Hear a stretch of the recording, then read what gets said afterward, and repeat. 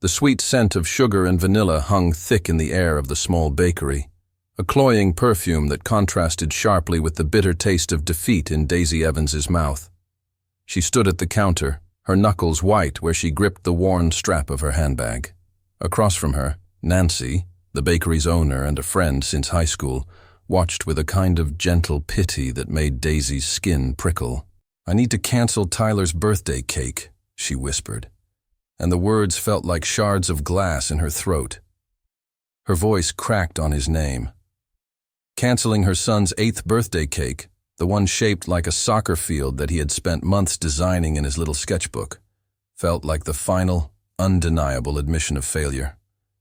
She felt the phantom weight of a dozen stares on her back, the silent judgment of a world that had no room for mothers who couldn't afford a simple cake. "Daisy, no," Nancy started, her expression softening. "We can figure something out, a payment plan." "I can't, Nance." Daisy's voice was firm now, a thin wall of pride holding back a flood of shame. She couldn't explain that her shifts at the diner had been cut, that the choice wasn't between the cake and a payment plan, but between the cake and the electricity bill sitting on her kitchen counter like a ticking bomb. "Something came up at work. It's just not possible this month." From a small table in the corner, Michael Turner watched the exchange over the rim of his coffee cup. He was just passing through this sleepy town, a detour on his way back to the relentless pace of Boston. He dealt in transactions worth billions, in algorithms and market projections, yet he found himself utterly captivated by the quiet dignity of the woman at the counter. He saw the way she held her shoulders back, as if bracing against an invisible weight. He saw the flicker of shame in her eyes, quickly masked by a fierce resolve. The scene was a ghost from his own past, a faint echo of his own mother, standing in a similar line, her face etched with the same quiet desperation he had been too young to understand. Daisy finally managed a weak, grateful smile for Nancy, turned, and walked out of the bakery. The little bell above the door chimed, a cheerful sound that felt like a mockery. Once inside the confines of her old, sputtering car, she leaned her forehead against the cold plastic of the steering wheel. The dam of her composure broke, but only for a moment.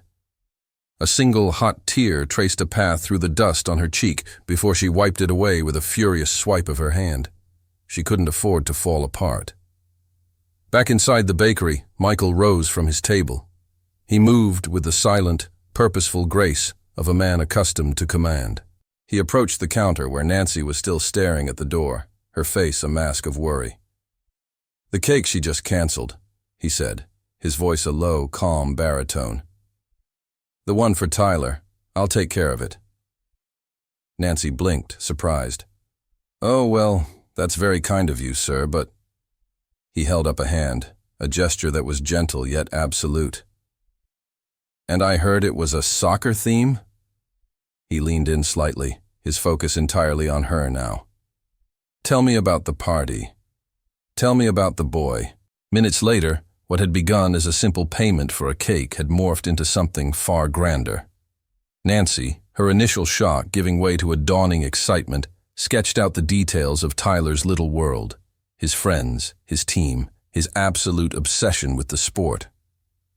Michael listened, his expression thoughtful. "It's not just about the cake," he said, more to himself than to her.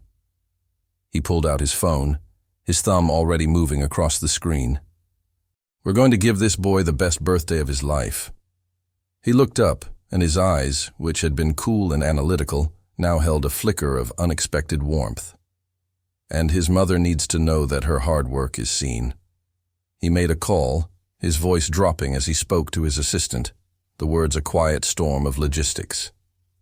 His entire weekend schedule, a carefully constructed fortress of meetings and obligations, was dismantled in under a minute. He ended the call and turned his full attention back to a stunned Nancy. "I need you to do me a favor," he said, his tone conspiratorial. "Call her best friend.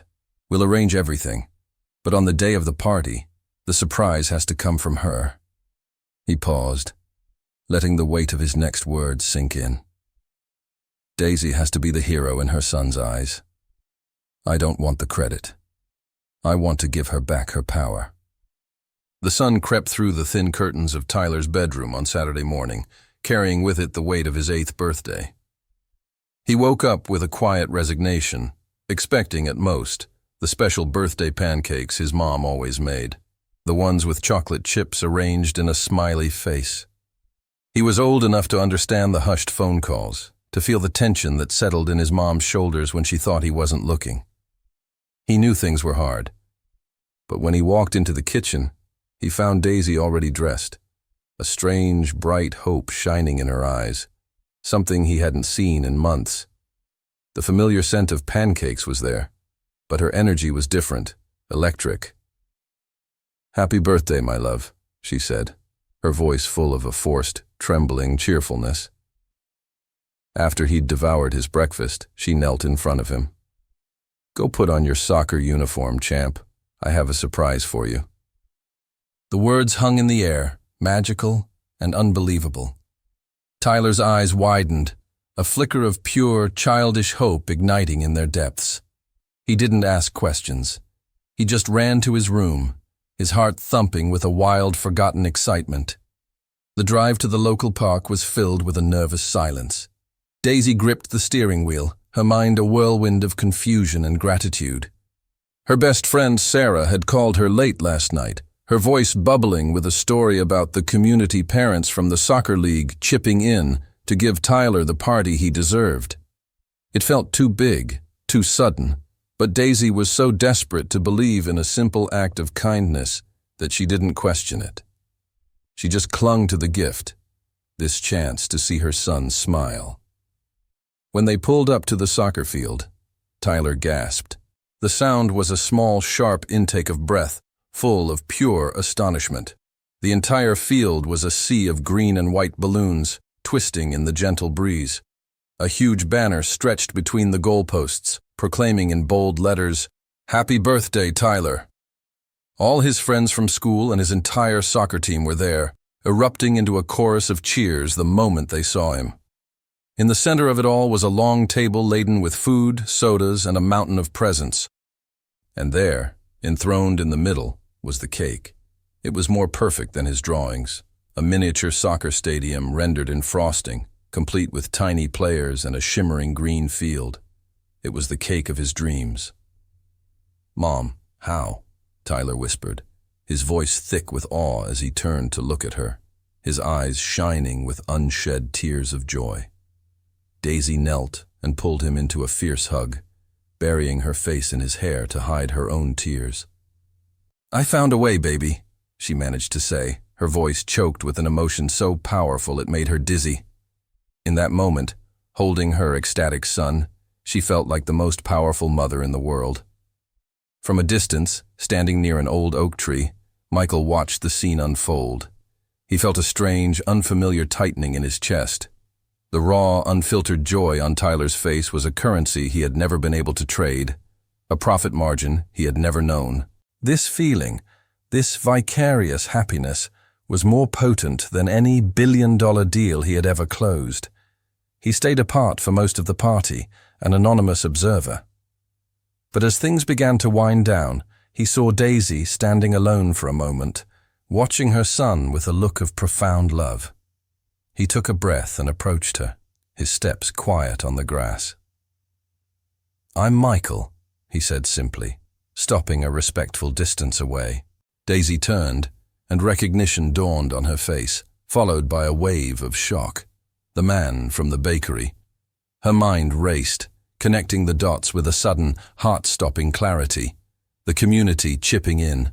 It wasn't the community. It was him. A flush of gratitude mixed with a sharp, stinging humiliation washed over her. I can't accept this," she stammered, gesturing vaguely at the sprawling party. His expression was gentle, his eyes holding hers. "You don't have to," he replied, his voice soft. "This isn't charity, Daisy. Think of it as an investment in joy, something I'd forgotten how to do myself." Before she could respond, the party's hero came running up. Tyler, his face smeared with chocolate frosting and his eyes still sparkling, stopped in front of Michael. My mom said you're a soccer angel, he said with the solemn innocence only a child possesses. Thank you for the best day of my life. And then, Tyler did something that shattered Michael's carefully controlled world. He threw his small arms around the billionaire's waist and hugged him with all his might. For a fraction of a second, Michael froze. His body went rigid, unused to such spontaneous, genuine affection. Then, slowly, hesitantly, his own arms came up to rest on the boy's small back, his large hands patting him with an unpracticed awkwardness. In that moment, as he held the small, warm body, he felt a deep foundational crack in the fortress he had built around his heart. He looked up, his gaze meeting Daisy's over the top of her son's head. The space between them was charged, electric. The look that passed between them was no longer that of a benefactor and a beneficiary. It was something else entirely, something far more complicated. A few days after the party, the lingering sweetness of the memory was a balm on Daisy's weary soul. The world, however, had a way of snapping back to its harsh reality. When a note appeared in her cubby at the school library requesting her presence in the principal's office, a familiar, cold dread coiled in her stomach. In her experience, unexpected meetings with authority figures never meant good news. She braced herself for another round of budget cuts, perhaps a reduction in her already limited hours. She walked into Principal Miller's office, her hands clasped tightly in front of her, a posture of nervous deference she had perfected over the years. He gestured for her to sit, his face uncharacteristically bright. "Daisy, thank you for coming," he began, his smile doing little to ease her anxiety. "I have some rather extraordinary news. An anonymous foundation has approached the school. They've established a new scholarship program specifically for our support staff who wish to pursue a full teaching degree." Daisy's heart gave a painful thud. She listened, her mind struggling to keep up. "It covers full tuition, books, and even provides a living stipend to help with childcare and other expenses," he continued, his voice full of genuine excitement. "And the Foundation's board had a specific recommendation for the very first recipient." He paused, leaning forward. "They recommended you, Daisy." The world tilted. The principal's voice faded into a distant hum, a scholarship, a full ride. It was the dream she had packed away in a dusty box years ago, a ghost of a life she had once imagined for herself before marriage, before Tyler, before the slow erosion of her own ambitions. Her mind, a frantic mess of disbelief and dawning hope, landed on one name. Michael. It had to be him. The sheer scale of the generosity was overwhelming, a tidal wave of kindness that threatened to drown her. But it was also deeply unsettling. It felt too targeted, too personal. She felt less like she was being helped and more like she was being curated, her life a project being managed by a wealthy, benevolent stranger. That night, sleep was impossible. She tossed and turned, the gratitude warring with a fierce, protective pride. She couldn't just accept this. She couldn't live her life feeling like a debt that could never be repaid. Through Nancy, who had become a reluctant keeper of secrets, she managed to get an email address for Michael's foundation. Her fingers trembled as she typed out a careful message, editing it a dozen times. She thanked him for his presumed generosity but questioned the intensity of it. She needed to understand why. The reply came in less than 10 minutes. A testament to a man who never truly disconnected. His response was formal, almost clinical. "Ms. Evans, my foundation manages dozens of philanthropic programs. I did not create this specific scholarship, but when the board presented the initiative, I did suggest your name. I believe in investing in people who show potential. You show potential. There is nothing more to it than that." The cool professional tone was both a relief and, to her surprise, a disappointment. It put a safe, sterile distance between them. She was just an investment, a name on a file. She let out a breath she didn't realize she'd been holding. But just as she was about to close her laptop, a second email notification pinged. It was from him again. "P.S. My name is Michael. and I would be interested to hear your thoughts on how we can make these programs more effective for single parents. Perhaps over coffee. As a consultant, of course. Daisy stared at the screen, her heart beginning to hammer against her ribs. Consultant. The word was a lifeline. It reframed everything. It wasn't a date. It wasn't charity. It was a job. It was a way for her to contribute, to offer something of value, to maintain the fragile armor of her pride. It was a way for her to pay him back, not with money, but with her experience. "I accept," she typed back, her fingers flying across the keys. But as she hit send, a traitorous, honest question echoed in the quiet of her small apartment. Was she accepting the role of consultant? Or was she accepting the chance to once again see the man whose impossible kindness had left her utterly breathless? The cafe was a carefully chosen neutral ground, a sleek, minimalist space halfway between the quiet humility of her town and the towering ambition of his Boston office. Michael was already there when she arrived, seated at a corner table. He was dressed in dark jeans and a simple gray sweater, a deliberate departure from the power suits she imagined he wore. Yet even in casual attire, an aura of quiet authority clung to him like a second skin. It was in the way he held his shoulders, the focused intensity in his eyes as he scanned a document on his phone. Daisy approached the table, clutching a notebook to her chest like a shield. She had spent the last 2 nights preparing, scribbling down thoughts and ideas, determined to prove her worth in this new, surreal role. "Thank you for this opportunity, Mr. Turner," she began, her voice coming out more formal than she intended. He looked up, and a slow smile spread across his face, instantly softening the severe lines of his features. The smile reached his eyes, crinkling the corners. "Michael," he corrected gently, "and I should be thanking you. I'm in desperate need of a dose of reality." The initial awkwardness melted away as the coffee arrived. The conversation started professionally, centered on the scholarship. But as Daisy began to speak, her passion took over. She spoke of the crushing, invisible logistics that plagued single parents trying to better themselves. The prohibitive cost of childcare that often outweighed the potential salary increase from a new degree. The bone-deep exhaustion of studying after a child was asleep. The constant, gnawing guilt of feeling like you were failing at everything at once, as a parent, as a student, as an employee. Michael listened with a stillness that was unnerving. He didn't interrupt. He didn't offer glib, easy solutions. He simply absorbed her words, his gaze fixed on her face. When she finished, he asked questions. Sharp, insightful questions that showed he wasn't just hearing her problems, but truly trying to understand the intricate, exhausting architecture of them. For the first time in years, Daisy felt seen, not pitied, but understood. Inevitably, the professional conversation bled into the personal. Surprising himself, Michael began to talk.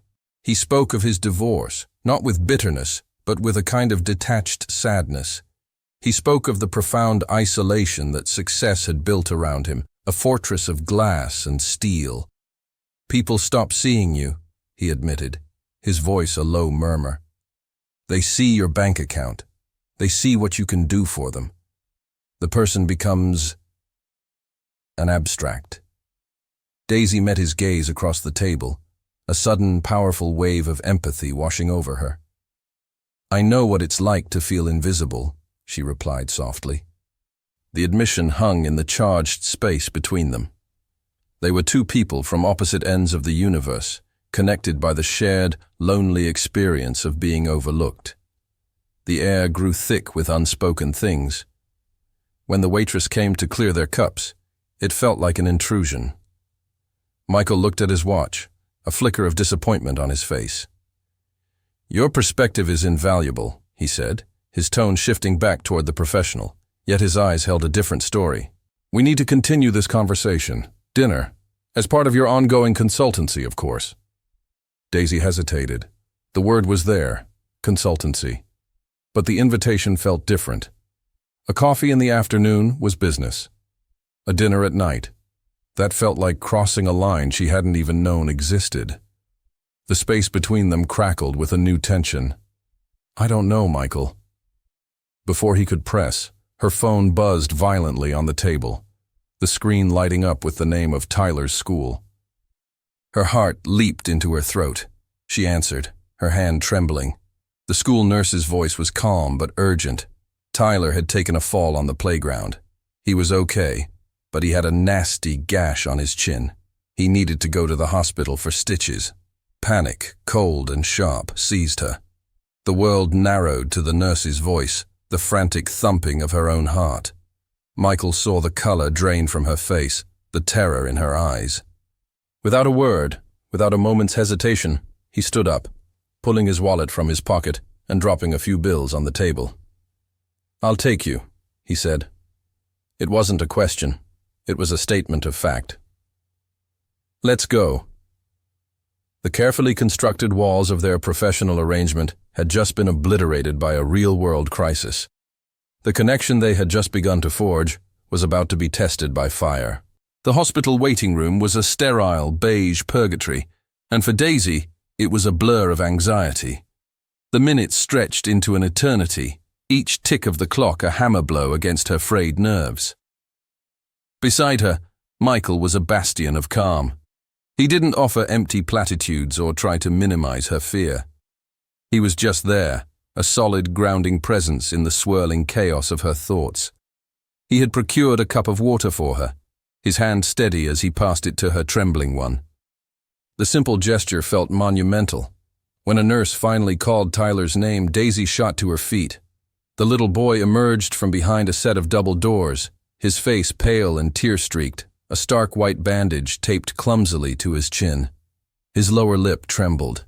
"Mommy," he whimpered, his eyes wide with post-traumatic shock. Daisy's heart shattered. She rushed forward, but Tyler, in a move that stunned her, sidestepped her outstretched arms and ran straight to Michael. He buried his face against the soft fabric of Michael's sweater, his small body shaking with sobs.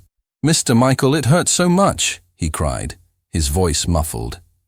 Michael, once again, froze for a split second, a flicker of sheer panic in his eyes at being the chosen comfort. Then, instinct took over. He knelt, his movements fluid, bringing himself down to the boy's level.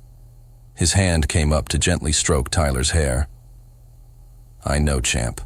I know it did," he murmured, his voice a low, soothing rumble. "But you were brave, the bravest guy in this whole hospital." From that moment on, Michael handled the situation with a quiet, surprising competence. While Daisy's focus was entirely on comforting her son, Michael became her partner. He spoke with the nurses, his tone calm and authoritative, and managed to procure a bright red popsicle that worked like magic to stem Tyler's tears. He navigated the labyrinth of insurance forms and discharge papers, shielding Daisy from the bureaucratic nightmare so she could simply be a mother. Watching him in this environment, so capable and tender, so naturally protective, stirred something deep inside her, something warm and dangerous. They were waiting for the final paperwork when a new figure appeared in the waiting room doorway. He was handsome in a way that had once made Daisy's heart flutter, his smile easy and charming. It was Mark, her ex-husband. "Hey, I heard what happened," he said, striding into the room as if he owned it. He completely bypassed Michael, his focus solely on Daisy and Tyler. "Dee, you look exhausted. Let me take over from here." He knelt by Tyler, but his words were for her, laced with a familiar, condescending intimacy that made her skin crawl. He had always done this, swooped in after a crisis, playing the part of the concerned father without ever doing the hard work. The air in the room shifted, growing thick and heavy. The tension between the two men was immediate, a silent, crackling current of territorial energy. Mark finally stood up, his gaze flicking over to Michael for the first time, dismissing him as an irrelevant bystander. "And you are?" Mark asked, his tone laced with casual arrogance. Michael met his gaze, his own eyes turning cool, hard as polished steel. He extended a hand, his posture unyielding. "Michael Turner," he said, his voice level and clear. "A friend of the family." The way he enunciated the word family was not a simple statement. It was a declaration. It was a shield placed firmly in front of Daisy and her son.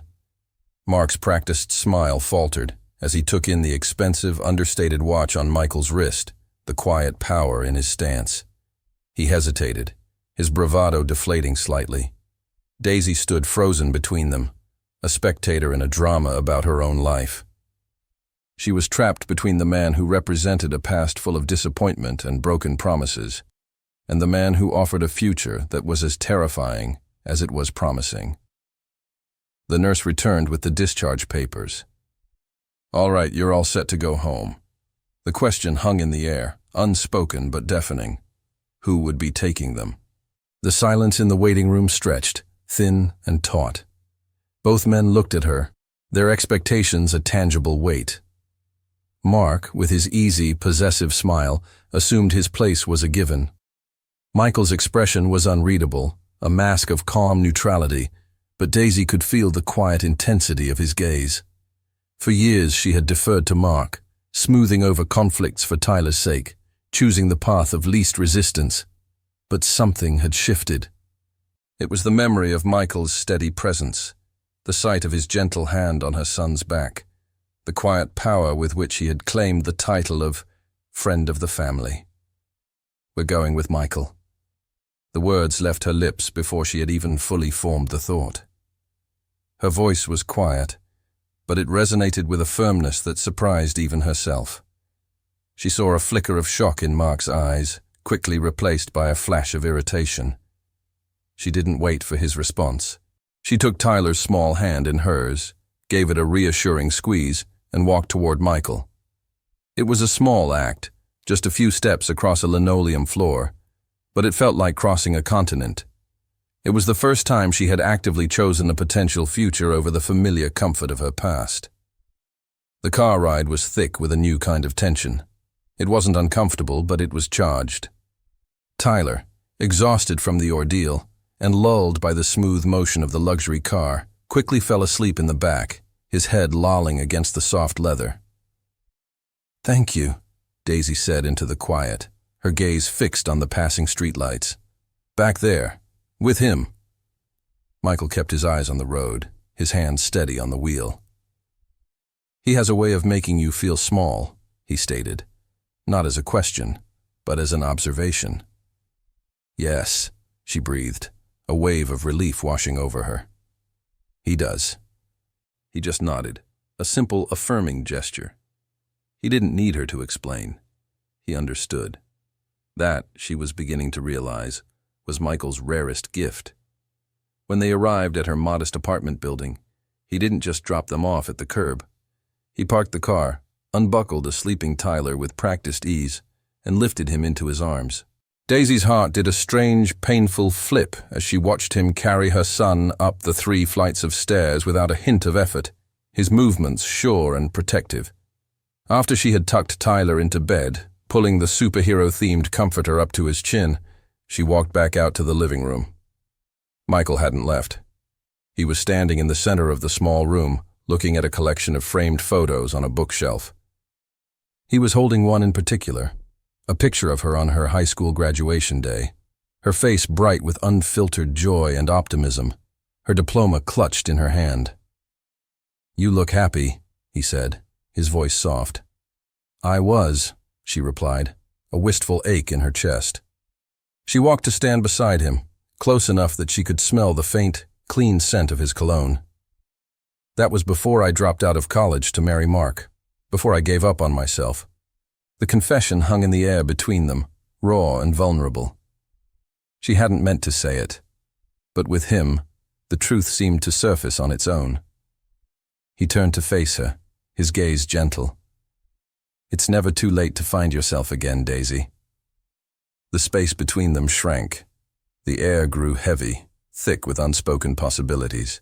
He was so close now she could see the flecks of gray in his dark eyes. He was going to say something more. He was going to close the final inch between them. He was going to kiss her. Her own breath hitched in anticipation, a terrifying, thrilling flutter in her stomach. And then his phone rang. The sound was jarring, a violent intrusion. He flinched, pulling the phone from his pocket as if it were a venomous snake. The name on the screen made his jaw tighten. He turned away slightly as he answered, but she could still hear the strained edge in his voice. "Mom, now is not a good time. No, she is not another one of my charity projects. Please, just don't get involved." He ended the call abruptly, his face a mask of frustration and deep, profound embarrassment. He turned back to Daisy, the intimate spell between them shattered into a million pieces. "I'm sorry about that," he said, his voice rough. "My mother can be intrusive." But Daisy had barely heard his apology. Her mind was stuck on a single, devastating phrase, replaying it over and over. Charity project. The words hit her like a physical blow, cold and sharp, resurrecting every single one of her insecurities. Was that all she was to him? A broken thing to be fixed? A project to satisfy his need to feel powerful? The warmth that had been blooming in her chest turned to ice. "Does she think I'm a charity project?" The question was a sliver of ice in the suddenly cold room. Daisy's voice was quiet, but it was brittle, sharp with a pain that was indistinguishable from anger. The soft, vulnerable woman from moments ago was gone, replaced by someone guarded and proud. The walls she had cautiously begun to lower were now being rebuilt, brick by painful brick. Michael ran a hand through his hair, a gesture of pure, unadulterated frustration. He looked cornered, trapped by his mother's careless words and his own inability to explain. "No, of course not," he said, but the denial sounded weak, unconvincing even to his own ears. "She doesn't know you. She only knows my pattern. I have a tendency to try and fix things. It's a flaw." "A flaw?" Daisy's laugh was short and humorless. "It seems more like a hobby. And I am not something to be fixed, Michael." The dam of her composure broke, and the words she had been holding back came pouring out. "I didn't need a savior. I needed a chance. You gave me that, and I will be forever grateful. But I am not a broken toy for you to mend so you can feel good about yourself. I am not a project you can manage with your money." Her accusation, born of deep-seated insecurity and the fresh sting of humiliation, struck a nerve.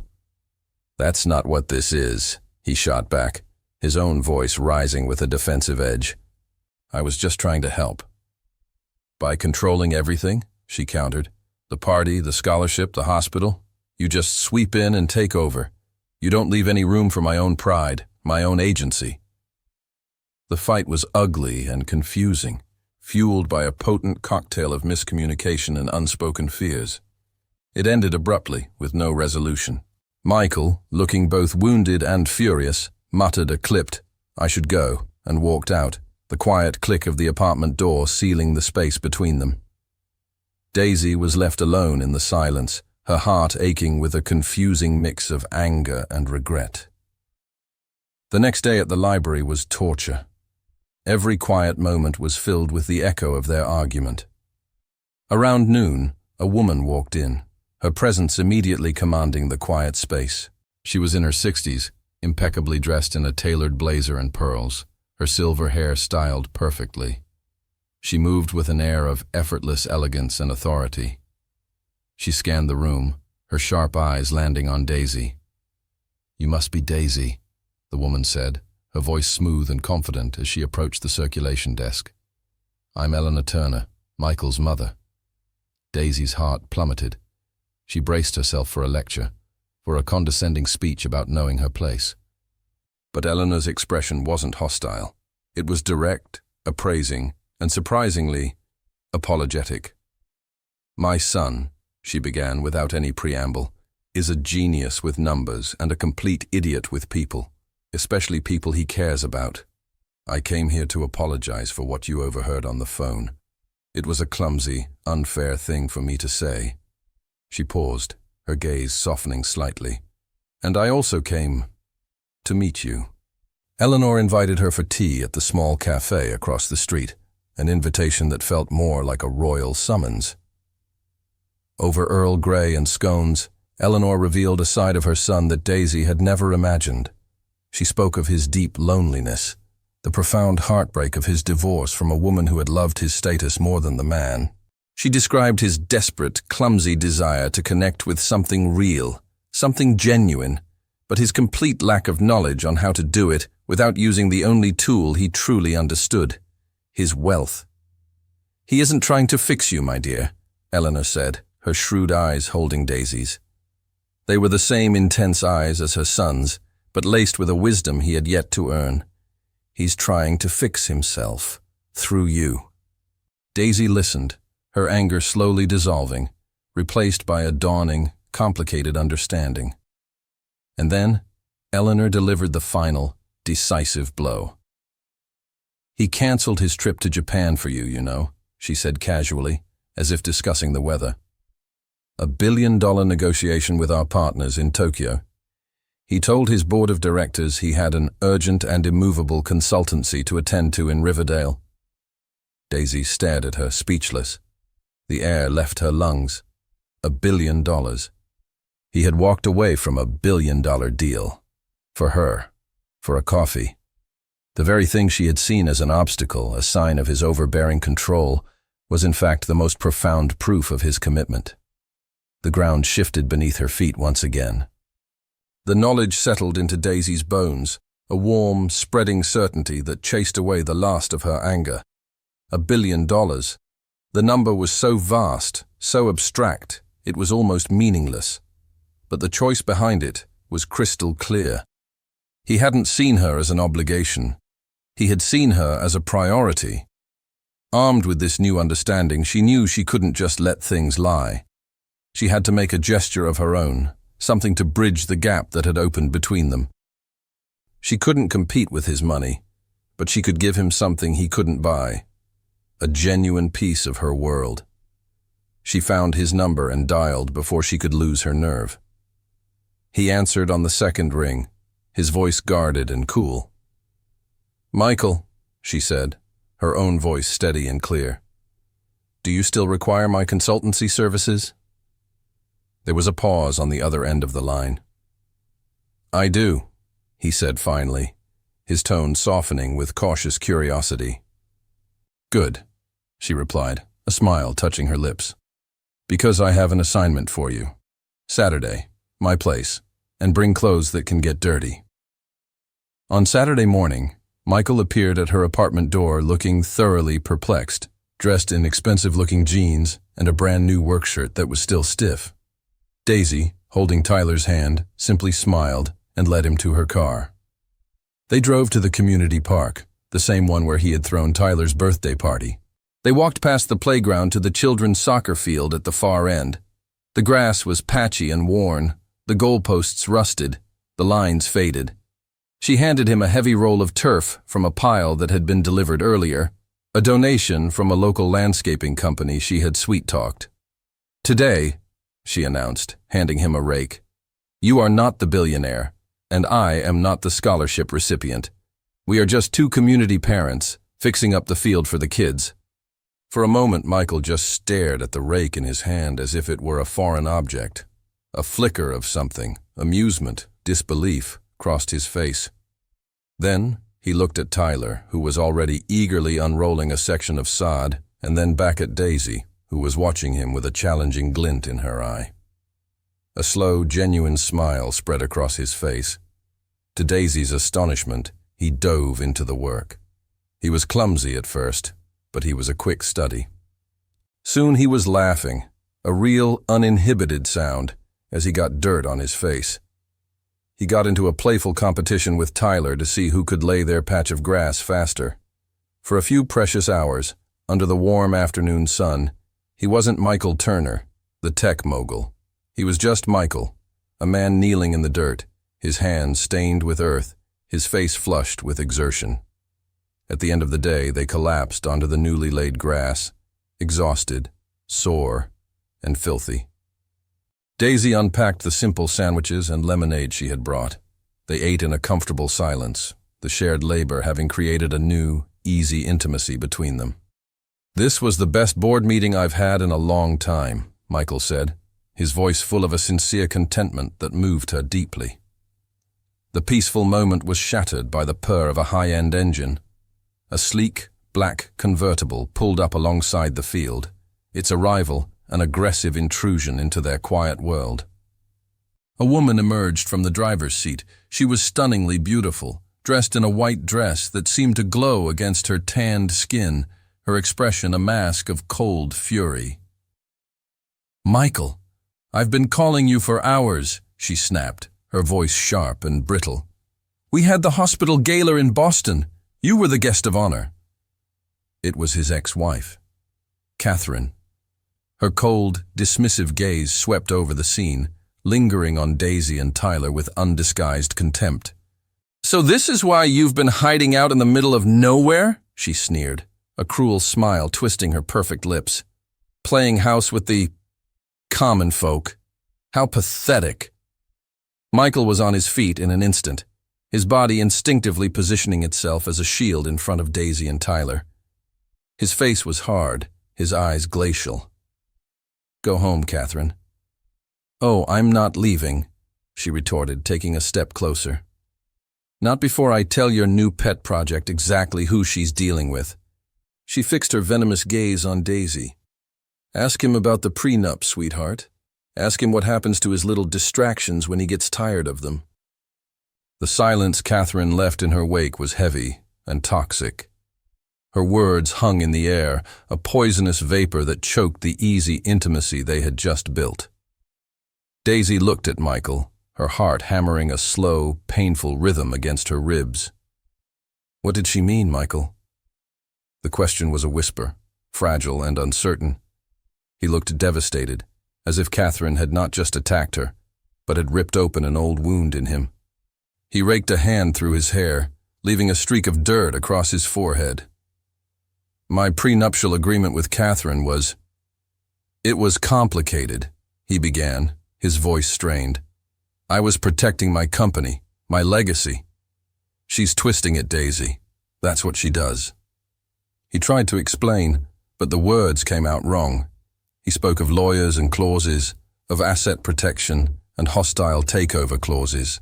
He was trying to explain the logic of his world, but to Daisy it sounded cold, clinical, and calculating. It was a world where love was a liability, a risk to be managed and mitigated by legal documents. The warmth of the afternoon sun seemed to vanish, replaced by a sudden bone-deep chill. The seed of doubt Catherine had so maliciously planted began to sprout. What happens to his little distractions when he gets tired of them? Was that what she was? A pleasant diversion from his high-stakes life? A temporary project? What would happen when the novelty wore off, when she was no longer a puzzle for him to solve?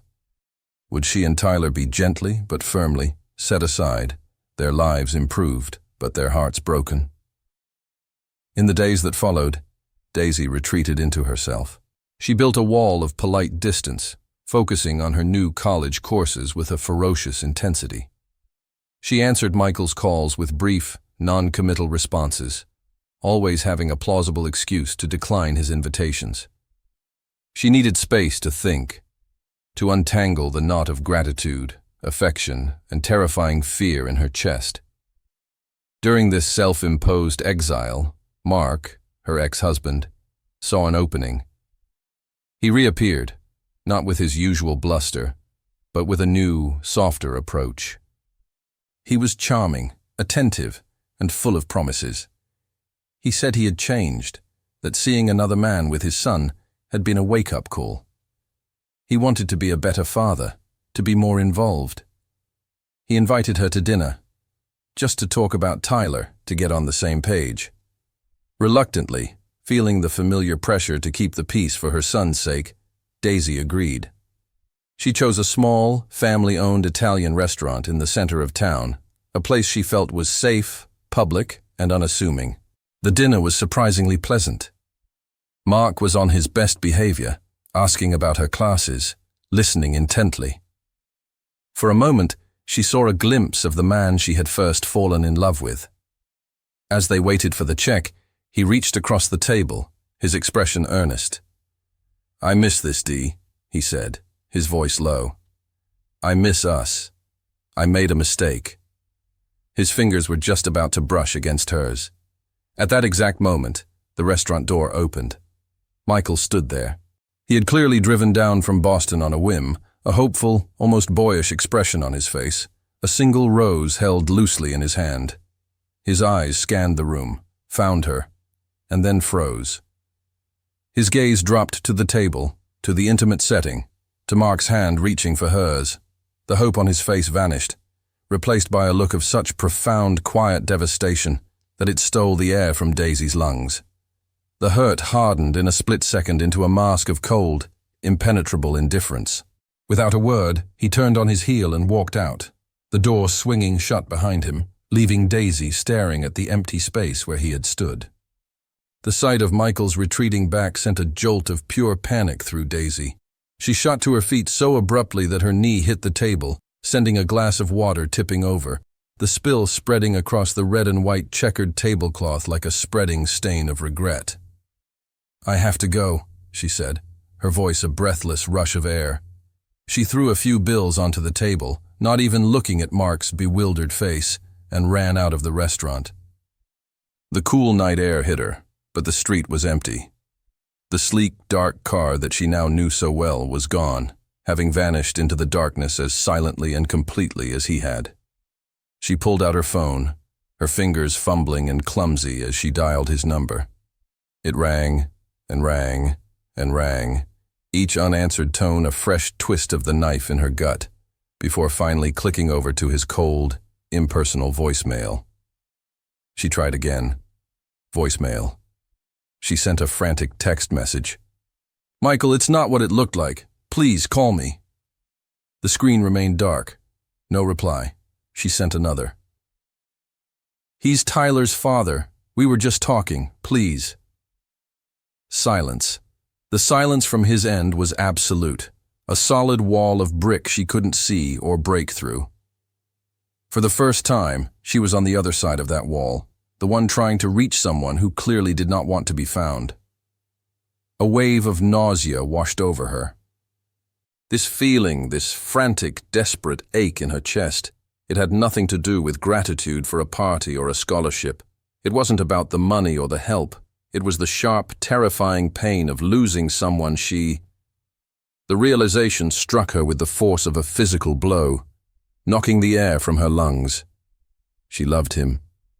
She, Daisy Evans, a small-town waitress and library assistant, was in love with Michael Turner, the complicated, guarded, impossibly kind billionaire. The thought was so overwhelming, so terrifying, that she had to lean against the cold brick of the restaurant wall to keep her knees from buckling. 2 days passed in a state of agonizing, silent torture. She went through the motions of her life. Classes, work, making dinner for Tyler. But it was all in a fog. She checked her phone 100 times an hour, her heart leaping at every notification, only to sink again when it wasn't from him. The silence was a physical presence, a heavy blanket that smothered her. On the third morning, she was numbly scrolling through the news on her phone while waiting for her coffee to brew, when a headline made her heart stop. Sinclair tech stocks plummet as rival launches surprise competitor. With a trembling hand, she clicked the link. The article detailed a corporate bloodbath. A smaller, aggressive competitor had launched a revolutionary new product, catching Michael's company completely off guard and threatening to make their flagship technology obsolete overnight. The market was in a panic. The stock was in freefall. The article described Michael as being in war mode, locked in his Boston headquarters with his top executives, working around the clock to stop the bleeding. Daisy stared at the screen, the pieces clicking into place with a sickening lurch. His silence. It wasn't about her. It wasn't about Mark or the restaurant. While she had been drowning in her own small-town drama, his entire world, the empire he had spent his life building, was crumbling around him. She felt a fresh wave of panic, but this time it was for him. She knew she couldn't call now. He wouldn't answer. He was in his fortress, fighting a war, and he had shut out the world. He had shut her out. She looked at her reflection in the dark screen of her phone, at the worried, helpless face staring back at her. She couldn't be another problem for him to deal with. She couldn't be a distraction. She had to be something else. She grabbed her car keys from the hook by the door. Boston was a 2-hour drive. She didn't have a plan. She just knew she had to go. The lobby of Sinclair Tech was a cathedral of glass and steel, designed to intimidate. Daisy, in her simple jeans and worn jacket, felt like a sparrow that had accidentally flown into a hawk's nest. The receptionist, a chic woman with a headset and an air of bored superiority, looked her up and down with a dismissive glance. "I'm sorry, Mr. Turner is not seeing anyone today," she said, her tone final, already turning her attention back to her computer screen. Daisy took a deep, steadying breath, channeling a courage she didn't know she possessed. "Please tell him that his consultant from Riverdale is here," she said, her voice even and firm. "And tell him it's an emergency." The word emergency, combined with the unfamiliar title, was enough to make the receptionist pause. With a sigh of profound irritation, she spoke into her headset. A moment later, her eyes widened slightly. She looked at Daisy with a newfound grudging respect and gestured toward the security gates. The executive floor was organized chaos. People in expensive suits rushed past, their faces tight with stress, speaking in hushed, urgent tones into their phones. It felt like the command center of an army under siege. Through a glass wall at the end of the hall, she saw him. Michael was in the center of a conference room, looking like a king whose kingdom was on fire. His sleeves were rolled up, his tie was gone, and a dark stubble shadowed his jaw. He looked exhausted, furious, and magnificent. He was arguing with his team, his hands slashing through the air to emphasize a point, when his gaze lifted and met hers through the glass. His face for a split second was a mask of pure, unguarded shock. It was quickly replaced by a flash of anger. He said something sharp to his team, then strode out of the room, pulling the heavy glass door shut behind him with a quiet thud. "What are you doing here, Daisy?" he demanded, his voice a low, harsh rasp. He was blocking her path, a formidable wall of stress and exhaustion. "I don't have time for this." The force of his anger, the cold dismissal in his eyes, should have made her flinch, should have made her retreat. But it didn't. She saw past the anger to the deep, bone-weary panic beneath it. "I know," she said calmly, her voice a quiet anchor in his storm. She held up a simple brown paper bag she had been clutching. "But you have time to eat." He stared at the bag as if he'd never seen one before. "And you have time," she continued softly, "to breathe. For 5 minutes." He just stared at her, his mind clearly still racing with stock prices and counter-strategies. He had been expecting a scene, a confrontation about the restaurant, a tearful plea. He was prepared for a fight. He was not prepared for this. He was not prepared for a simple, unconditional act of care. The sheer, unexpected simplicity of it disarmed him completely. The rigid lines of his body seemed to soften, the anger in his eyes dissolving into a raw, weary vulnerability. "I saw you with him," he finally whispered, the real source of his pain surfacing now that his anger had no target. "I know," she replied, her gaze unwavering, "and we will talk about it. I promise, but not now." She took a small step closer, into his space.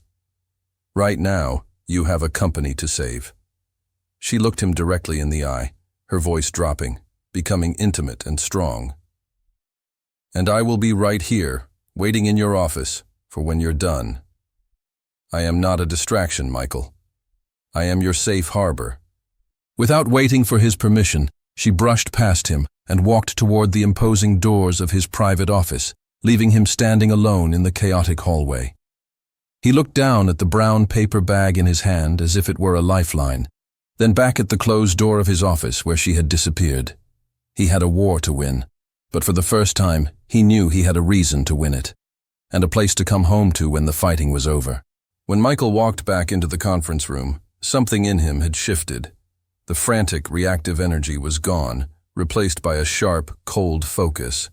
The exhaustion was still etched on his face, but his eyes were clear, his commands precise. He was no longer just a man trying to save his company. He was a general leading a charge, inspired by the quiet certainty that he had something vital to fight for. Hours bled into one another. Coffee was consumed by the gallon. Whiteboards were filled with frantic scribbles, erased, and filled again. Finally, as the first hints of dawn began to streak the sky over the Boston skyline, they had it. A plan. A risky, audacious, brilliant plan to counter their rivals' move. The crisis was far from over, but for the first time in days, there was a tangible path forward. As his team dispersed, buzzing with a renewed, nervous energy, Michael didn't go home. He walked down the silent, carpeted hallway to his office. He pushed the door open quietly. The room was dark, save for the ambient glow of the city lights filtering through the floor-to-ceiling windows. He saw her immediately. Daisy was curled up on the long leather sofa, fast asleep, her head pillowed on the jacket she had worn. Her face, in repose, was peaceful, a small island of tranquility in the heart of his chaotic world.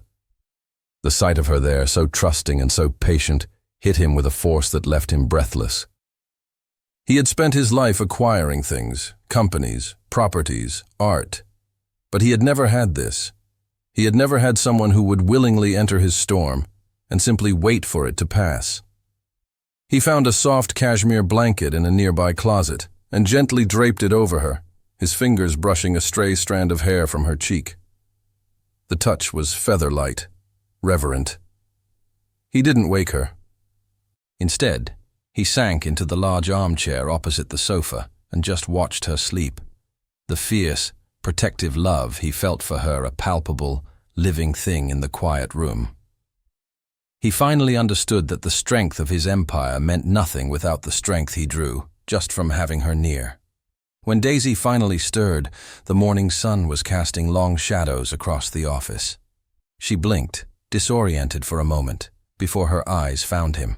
He was watching her, his expression soft and unguarded. "Hi," she whispered, her voice husky with sleep. "Hi," he replied, a small, tired smile touching his lips. The air was clear between them now, the anger and stress of the previous day washed away. They talked. She explained about Mark, about the difficult, delicate dance of co-parenting, about her feeling of obligation to maintain a fragile peace for Tyler. He listened without interruption, his gaze full of a new, profound understanding. When she was finished, he leaned forward, his elbows on his knees, his hands clasped in front of him. He looked vulnerable, stripped of his usual armor of wealth and power. "When I saw you in that restaurant," he confessed, his voice low and raw, "my first thought wasn't that you were betraying me. My first thought was that I wasn't enough. That a normal guy like him, someone from your world, was what you really wanted. Not a complicated billionaire with a toxic ex-wife and a life lived under a microscope." The admission of his own insecurity, his own fear of not being worthy of her, was the most intimate thing he had ever shared. It was a confession that leveled the playing field between them completely. She wasn't the only one who felt insecure. He, Michael Turner, the man who had everything, was just as afraid of losing her as she was of losing him. She was about to respond, to tell him how wrong he was, when his phone, sitting on the desk, began to buzz insistently. The screen lit up with a name. Eleanor. He sighed and reached for it. "I should probably..." But before he could answer, his mother sent a text. "Michael, turn on the news. Now." He found the remote and switched on the large screen mounted on the wall. A national news channel filled the screen, and there, sitting in a plush chair opposite a famous journalist, was Catherine. His blood ran cold. "And sources within the company," Catherine was saying, her face a mask of faux concern, are worried that Mr. Turner's current emotional instability, fueled by his new obsession, is what's truly crippling Sinclair Tech from within. She was using the crisis. She was using his name. And with every carefully chosen poisonous word, she was painting a target on the back of the woman sleeping on his couch. She's going to destroy me.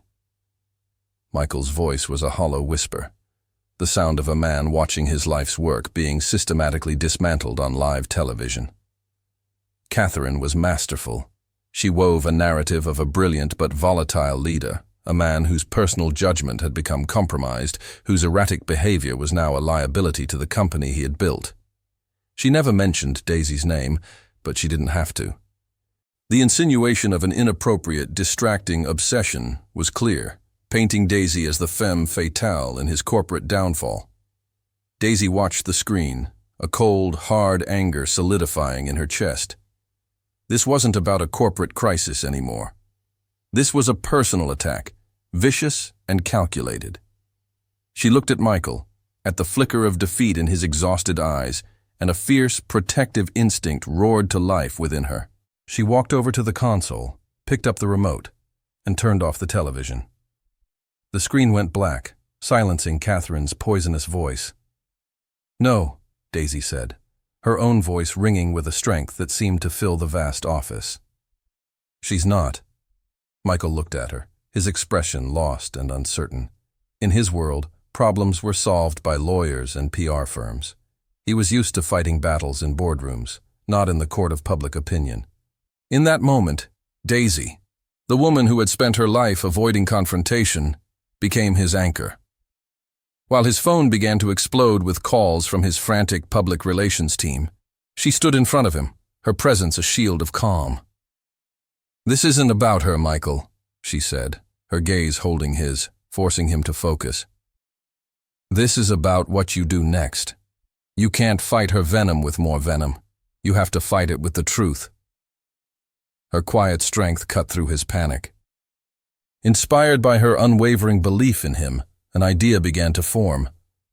He picked up his phone, ignored the dozens of missed calls, and dialed his head of communications.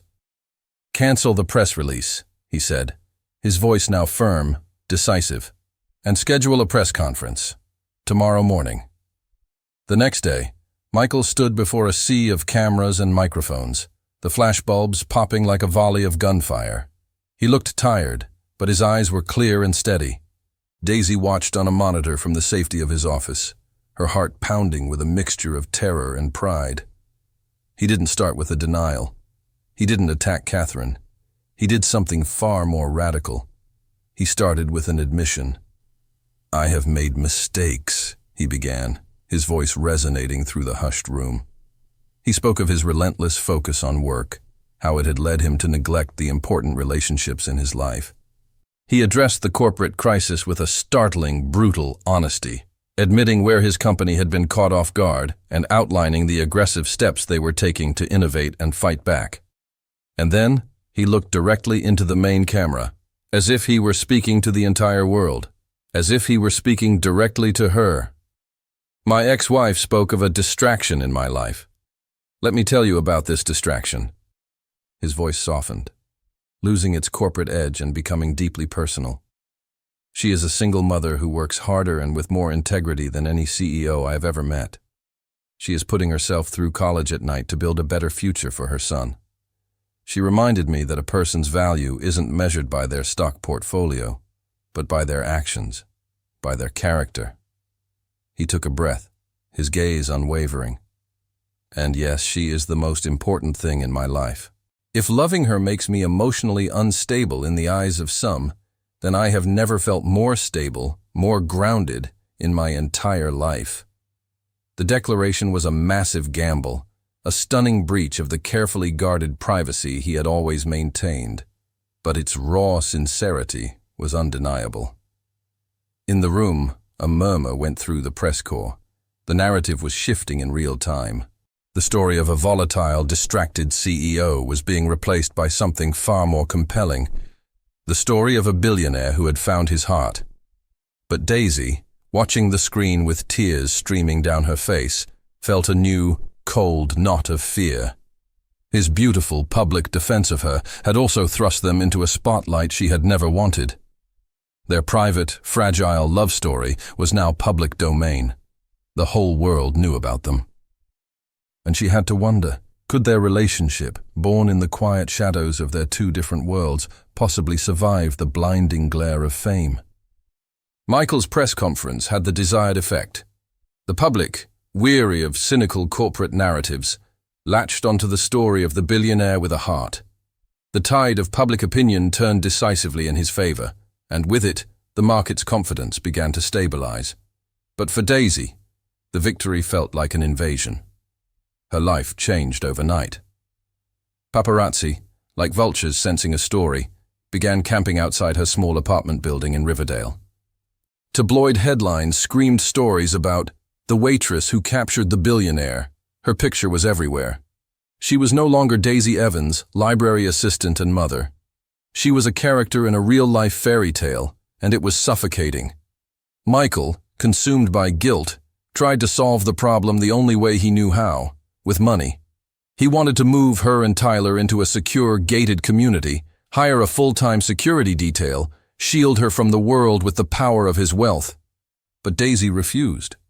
"No, Michael," she said, her voice gentle but firm, as they sat in her small living room, the blinds drawn against the prying lenses outside. "If this is going to work, we have to do it my way, in my world. I can't disappear into yours." She insisted on maintaining her routine. She walked to her classes, a hoodie pulled low over her face. She continued her shifts at the library. She took Tyler to the park, her head held high as she ignored the whispers and the not-so-subtle clicks of long-lens cameras. She faced the intrusion with a quiet, unshakable dignity that only made the public love her more. Learning from her, Michael began to change his own approach. Instead of trying to pull her into his world, he started to truly enter hers. He spent less time in his Boston tower and more time in Riverdale. He was spotted pushing a cart in the local grocery store, buying coffee at Nancy's bakery, and sitting on the sidelines of Tyler's soccer games, cheering with the other parents. He wasn't a billionaire hiding out. He was a man becoming part of a community. He was becoming part of her life, for real. One quiet Saturday afternoon, he drove Daisy and Tyler to a large, overgrown, empty lot on the outskirts of town. "I bought this land," he said, his hands in his pockets as they stood looking over the field of weeds. Daisy's heart sank slightly, bracing herself for another grand gesture she would have to manage. A mansion? A private school? "It's not for us," he continued, as if reading her mind. He turned to her, his expression serious. "It's for the town. The Turner Foundation is going to build a new community center here. A state-of-the-art library, new sports fields, after-school tutoring programs, adult education classes." He paused, letting the vision sink in. "And I want you, Daisy, as a newly appointed member of the Foundation's board, to oversee the entire project." She stared at him, speechless.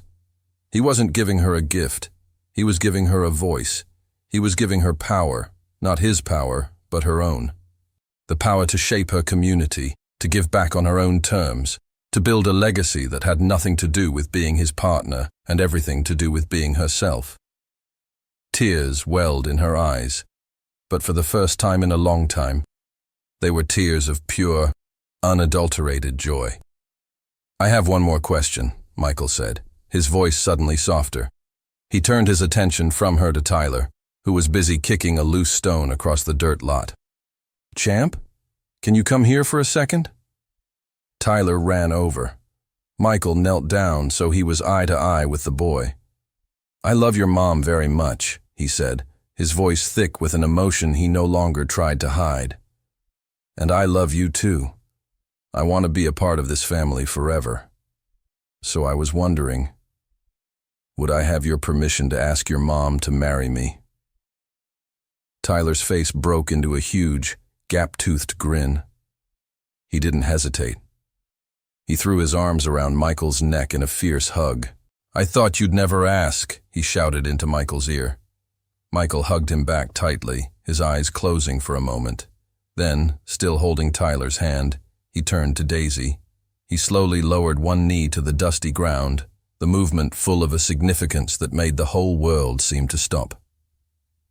From his pocket, he pulled out a small velvet box. Inside was a simple, elegant ring, its single diamond catching the afternoon light. He didn't need to say the words. His eyes, full of love, vulnerability, and a lifetime of promises, asked the question for him. 1 year later. The air in Nancy's bakery was thick with the familiar, sweet scent of sugar and vanilla. But this time, there was no bitterness in Daisy's mouth, only the sweet taste of happiness.